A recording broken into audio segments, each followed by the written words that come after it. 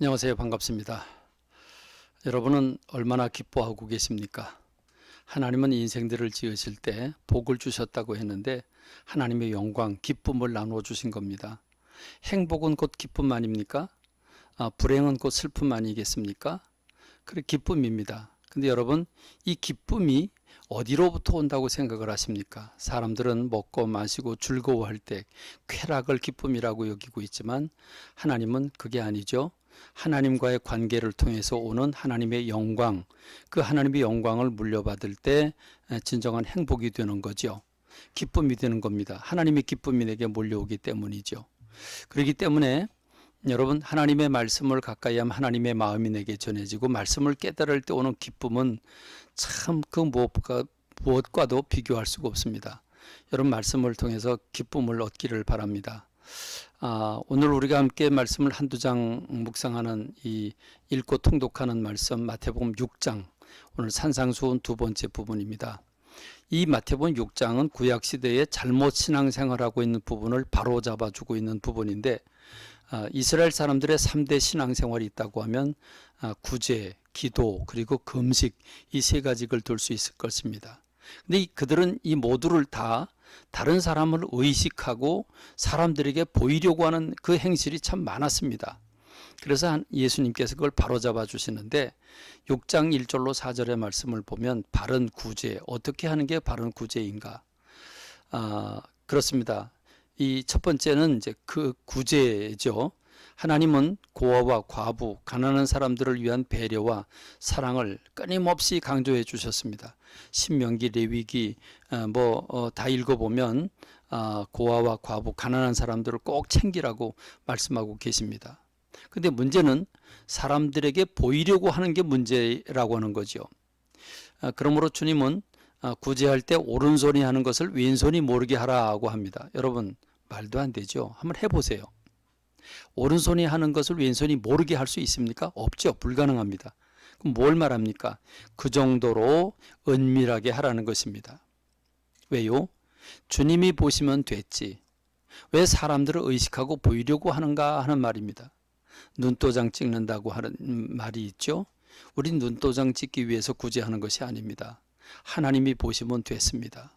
그러므로 사람을 의식하는 게 아니라 진실로 힘들고 어려워하는 사람들을 또 돈 아니라도 물질 아니라도 말이나 따뜻한 정말 표정 하나를 가지고도 우리는 격려할 수 있다는 사실을 생각해야 됩니다.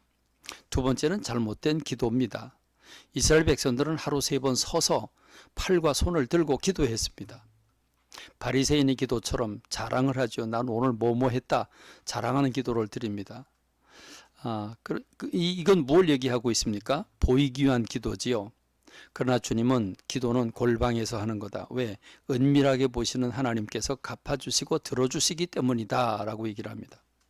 진실된 마음이면 된다. 말을 많이 하여야 되는 게 아니다.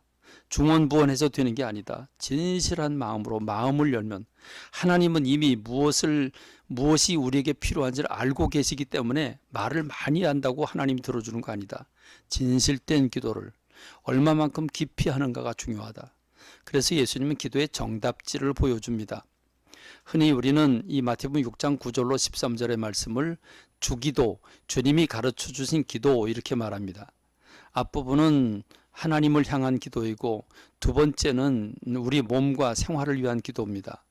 하나님을 향한 기도는 하나님의 뜻이 땅에서 이루어지기를 위하는 하나님과의 관계를 위한 기도이고 그 사명을 위한 기도입니다.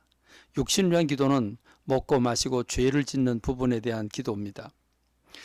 특별히 여기서 다른 사람의 죄와 잘못을 내가 용서하지 않으면 하나님이 내 죄도 용서하지 않으시겠다고 선결 조건으로 말씀하고 계십니다.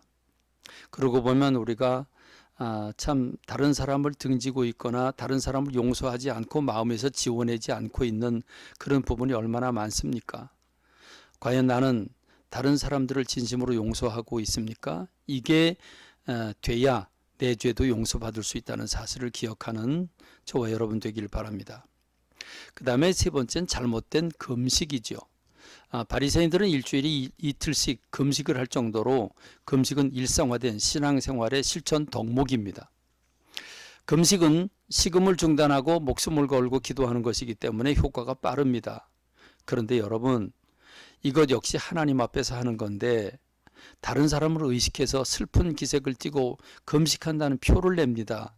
그러지 말라는 거지요. 은밀한 중에 계신 하나님이 들어주실 테니 주님께 하라는 겁니다. 그리고 6장 19절로 34절에서는 육을 가진 사람들이 세상에서 이 물질을 생명과 같은 것으로 여기고 삽니다. 왜냐하면 물질이 없으면 육체를 가진 우리가 먹을 수도 없고 입을 수도 없고 살 수가 없기 때문에 물질은 소중하지요. 그래서 물질 때문에 염려합니다. 물질에 대한 지대한 관심을 가집니다. 그런데 예수님은 보물을 하늘에 쌓아두라고 충고하고 계십니다. 사람들은 안전하지 않은 땅에 보물을 쌓아두려고 하고 땅 사고 집 사고 합니다. 그런데 한 사람이 두 주인을 섬길 수 없다고 하는 말씀을 깊이 새겨야 할 것입니다. 특별히 의식주 문제나 꼭 필요한 것들, 우리 주님은 우리에게 뭐가 필요한 걸 아시기 때문에 먼저 하나님의 나라와 의를 위해서 구하라고 말씀하십니다. 하나님의 나라와 의에 대한 관심을 먼저 가지고 그것에 먼저 투자를 하고 그것을 위해 살아가면 너희들의 먹고 마시는 일은 내가 보너스로 더해 줄 것이라고 말씀을 하십니다. 주님이 하신 말씀, 우리가 꼭 실천해야 되는 실전거리가 얼마나 많은지 모릅니다. 성경을 읽되 그냥 한 귀로 듣고 한 귀로 흘러버리고 그냥 읽어서 슬쩍 지나치는 게 아니라 내가 그 말씀을 실천하겠다고는 의지로 적용을 초점으로 하고 성경을 읽으시기 바랍니다. 그럴 때 여러분에게 은혜가 될 것입니다. 오늘도 깨달음이 넘치는 말씀이 되길 원하고 말씀을 맺겠습니다. 감사합니다.